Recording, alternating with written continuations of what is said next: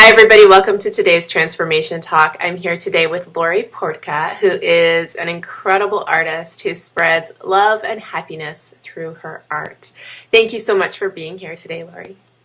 Thank you. I'm so happy to be here. I'm thrilled to have you. Your artwork is it just touches my heart. It's so much fun and so beautiful and colorful. And Well, thank you.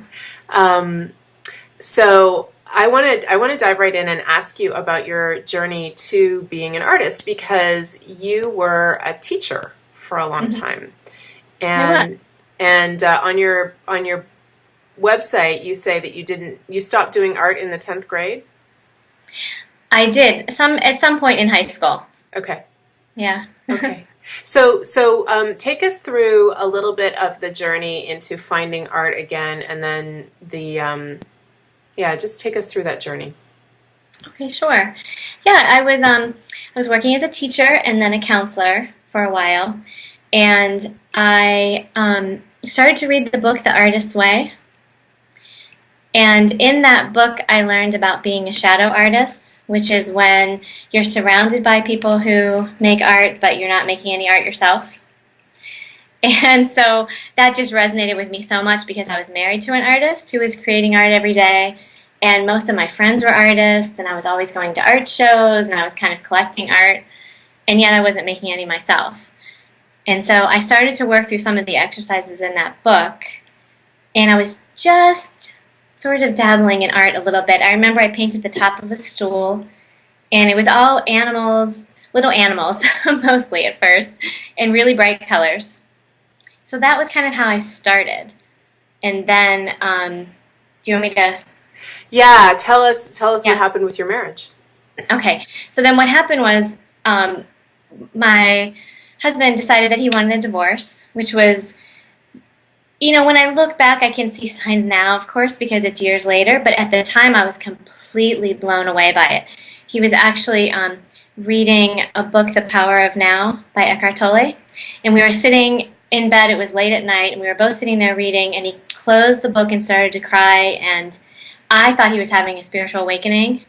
And like we were, like something he was going to say something fabulous about something he learned about himself. And instead, he said he wanted a divorce. And he really had it planned because he was moving in with a friend and he was just waiting for a time to tell me. And so it happened really fast where he decided that he wanted a divorce and he moved downstairs and then he moved in with a friend and I was just completely devastated. I mean, I felt like I wasn't expecting it. It wasn't like we had talked about it. And so at the time I really just didn't know what to do. I remembered thinking that I had to take care of myself every day, get up and make sure I took a shower every day and put on makeup, and I only would wear clothes I loved. I just had to keep myself going every day. And I was so happy that I had started this, just the very beginning of a creative journey for myself, because I sort of really held on to that during that time when I was getting divorced. I went to the art store and I bought a big journal, just a big blank journal. And I got all kinds of art supplies.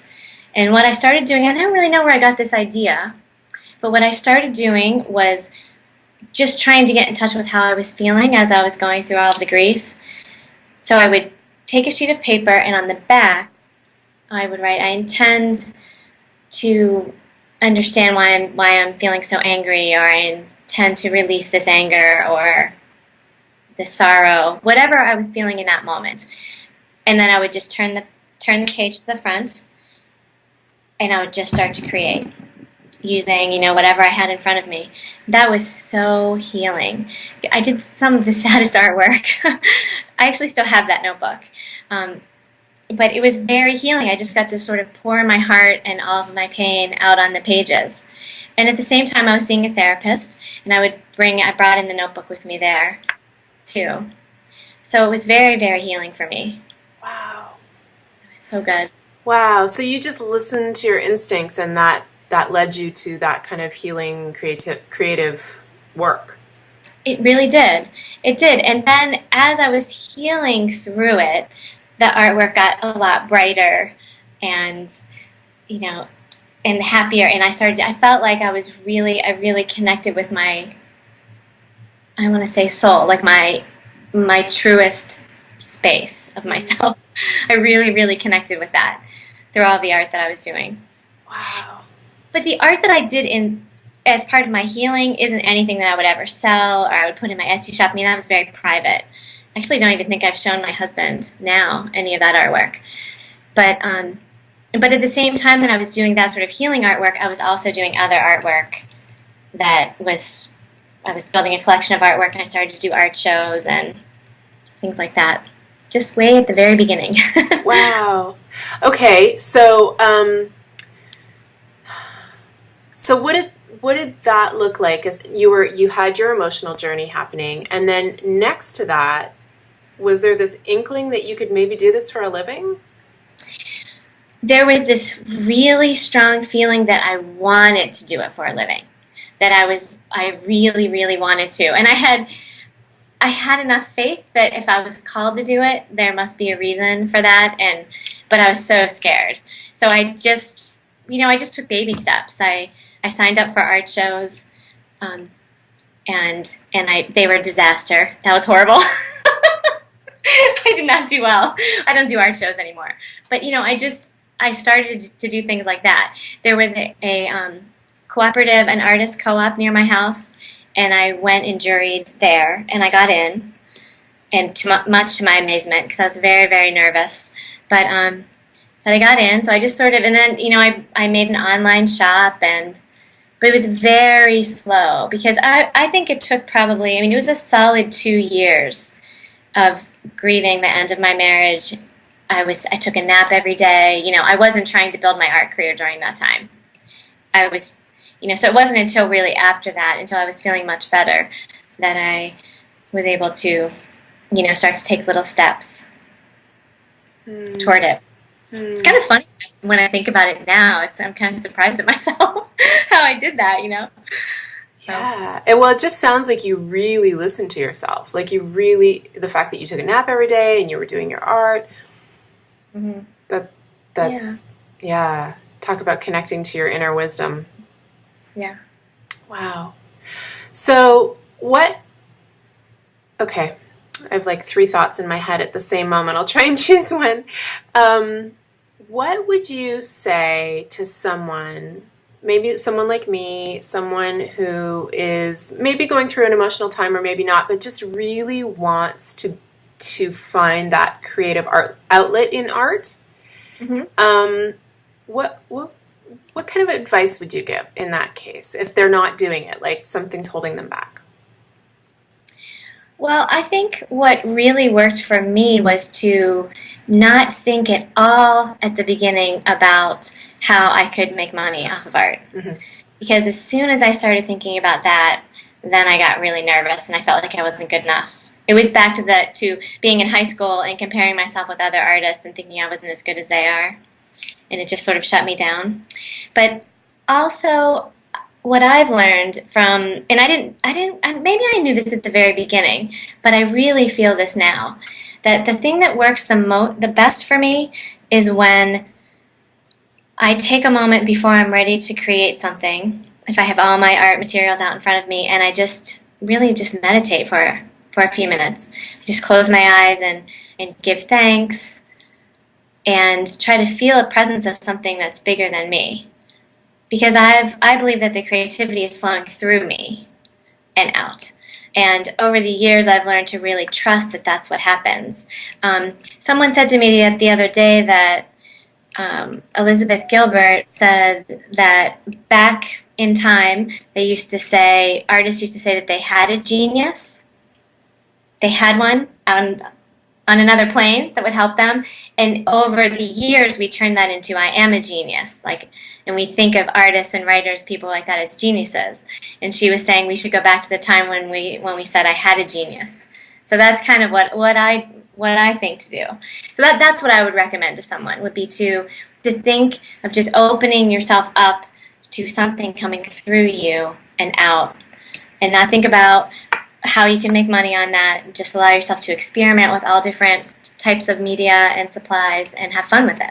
Right. Right. And for me too, it's like really letting go of the outcome, Yeah, yeah, that's scary. what it looks like. Right.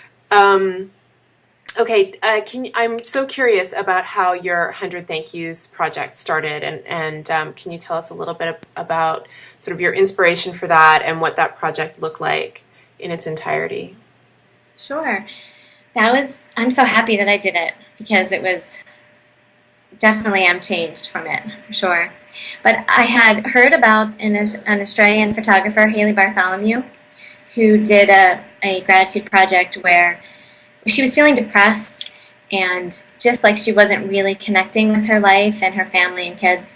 And so she took a picture of something she was grateful for every day for 1 year. And I heard about her process through that and how it changed her, and a couple of people who learned from her and did their own gratitude projects. And I got to thinking about my work and how it really is rooted in gratitude. I never really thought about it before until I found her, that I kind of paint things that are good in life, things that I love and that I'm happy for, and just the sweet part of life. And so, and also it really matters to me. Gratitude really matters to me as part of my spiritual practice. And so it just seemed like a good fit. So I was kind of thinking, I would love to do a gratitude project. I wonder what I could do. And then I really clearly had the idea to do 100 thank yous, which felt so crazy. It's huge. It felt so crazy and so right. And so scary and so exciting, and I just knew that I had to do it. And it was kind of funny because my husband was excited for me and also a little worried. And he would say, don't you think it should be 50 thank yous? Or, But I felt like if I really wanted to make gratitude a really big part of my life, I had to dive in big. So that's what I did. When I decided I was going to do that, I made a list of 100 people that I was grateful for. And I went to my local art supply store, and I knew I needed to buy 100 canvases. They were all 8x10s. And I worked out a deal with her, and I just got started. It was crazy. It was very, yeah, it was, I had a lot of fear. A lot of fear. How long did it take? It took 2.5 years. No, I'm sorry, one and a half years. Gosh, I'm losing track now. I think it took a year and a half. Okay. Yeah, it took a long time. I also took a big break in between. I got a little overwhelmed at a certain point, and I remember I started in January the 1 year, and then around August when I started to get busy in my shop with Christmas, I let it all go again. So. Which is a lesson in itself, because I think sometimes we commit to something and we're like, oh, I can't let it go. But then, so were you able to let it go and then you wanted to come back to it, or was it a should that you needed to come back to it? Honestly, it was a little bit of both. Okay. It was a little hard to come back to it, and I was a little bit overwhelmed. I had plenty of times where I thought, what was I thinking when, it was one day in particular that I remember I had finished 75 paintings, and I only had 25 to go. And you would think after I finished 75 that I should feel pretty good, I'm way on the home stretch. But that was sort of my breaking point at 75. I started to cry. I remember that day I just cried and cried. I just completely overwhelmed myself. But every time I had doubt in this project, every time I had doubt and wondered about it, some sort of grace would come through. It happened every time. I never had at 75 was my worst breakdown. I never really bawled my eyes out, but that day I just really cried. It was scary making paintings for people, and would they even like them, and are they going to wonder, I don't know. I had a lot of time in my head where I worried about what people would think of me. So I guess that's my next question. Were they, the 100 people on your list, were they people you knew, people in the public eye? Like, who were the people that you sent them to? I didn't, originally when I started the project, I thought, oh, I'll have a bunch of people from high school on the list. But the project really grounded me in the moment, very, very much in the moment. So I made paintings for people I adored on during that time. And, really good friends and family. A few friends that I knew from the past that I hadn't kept in touch with. A lot of people that I got to know online that I just loved. Tons of people I'd never met. Lots of authors. And I think there were 25 or 27, famous people. Well, a lot of those paintings haven't gone out yet because I don't even know how to reach them. Do you know how to reach Ellen? Because, I don't know where to send it. Yeah, actually I parked behind her in LA one day, or she parked behind me. So, maybe I can find her again. Yeah. Yeah, so it was very, every once in a while I had thoughts of, I should probably make her a painting, but that was very rare. I really just trusted the love that was pouring out at the time. But now, today, I think about all the time people that I would make paintings for. Mm-hmm. Think about it all the time, like, I would make her a painting. So I actually was talking to my husband. I was thinking about getting 5x7s and just continuing the project on my own. One painting at a time. I finish it when I finish it. I mail it when I mail it. Oh, yeah. You really do. I mean, you talk about spreading love and radiating love and happiness, and I think you really do through who you are as well. But just your artwork is so uplifting. Thank you so much. Yeah, it matters to me. I want my work to be uplifting. I want it to have some sort of healing energy for whoever it goes to. Mm. Mm-hmm. Okay, I'm going to ask you my 3 questions that I end the interviews with. Mm-hmm. If you could wave a magic wand and change anything about the world, what would it be?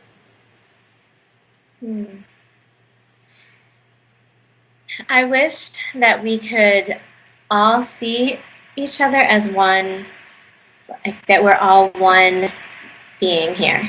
People and animals and the earth, so that we would take really good care of each other. I really wish that. I think we see ourselves as very separate. I wish we could see ourselves as very, very connected. Mm-hmm. Yeah, especially with animals. You paint a lot of animals, and I know that there are some animal rescues that are close to your heart. So, yeah, I'm with you on that. What brings you the most joy right now? Oh, what brings me the most joy? Oh, the first thing that came to my mind is my little family, my husband and my dogs. I love them. I love our sweet little home with our pets. And also my artwork gives me a lot of joy. I notice that when days go by and I'm busy doing things on my computer, and I'm busy packing and shipping and printing and doing that kind of thing, and I'm not actually creating, I start to feel less uplifted. And it's definitely when I get back into doing actual artwork and actually creating, I start to feel more grateful and more joyful. Yeah, it just seems like it's, and I think this is probably the way for most artists, but it feels like it's so connected to your soul. Like you talk about channeling and just the fact that it was such a healing practice for you. That's how it started. It just sounds like yeah, soul food. Definitely. And for some reason I seem to forget that all the time. I'm like, oh yeah, I haven't painted in 2 weeks. No wonder. Yeah. What is one unique, fun, interesting thing about you that many people wouldn't know? One interesting thing about me people wouldn't know. Or that you feel makes you uniquely you? Well, you said about animals. I think one thing that makes me uniquely me is that I feel like I'm really very, very sensitive. And it was something that I've kind of fought my entire life and thought, I need to toughen up. I need to be more assertive. I need to not worry so much. I need to be able to watch violent movies.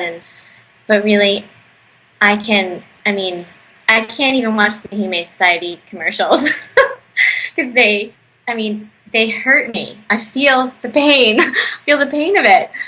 And this is something that I'm learning to embrace about myself and see that that's probably where a lot of my creativity and where the love that's in my artwork comes from. this ability to have so much empathy for people and for animals in the world. Um, but yeah, I don't know if people, maybe you can tell that from the way I am online, but that I couldn't watch War Horse. Did you see War Horse? No. I left that movie sobbing. I had to stand outside and wait for my husband. I couldn't take it. Oh, yeah. So No, I'm with you. I can't watch anything violent anymore. no, I just can't. And so now I just don't. Accidentally, sometimes I see things, but I've learned to try, because I also don't want to close myself in a little box and be afraid of seeing things, But I'm learning to find that balance. Yeah, and just really, it sounds like you're respecting that boundary. Right, Like, with love around it instead of judgment. right. And frustration with myself. Yeah, that self-acceptance, and it's like, this is who I am and it's okay. Right. Yeah, I work on that a lot. Good. It's not just me. I figure, I'm sure. Yes. Okay, well, we will have your bio there and the links to your website. It's laurieportka.com, and they can access your Etsy shop from there. And thank you so much for being with us today, Laurie. This was so wonderful. Okay. Well, have a beautiful day. You too.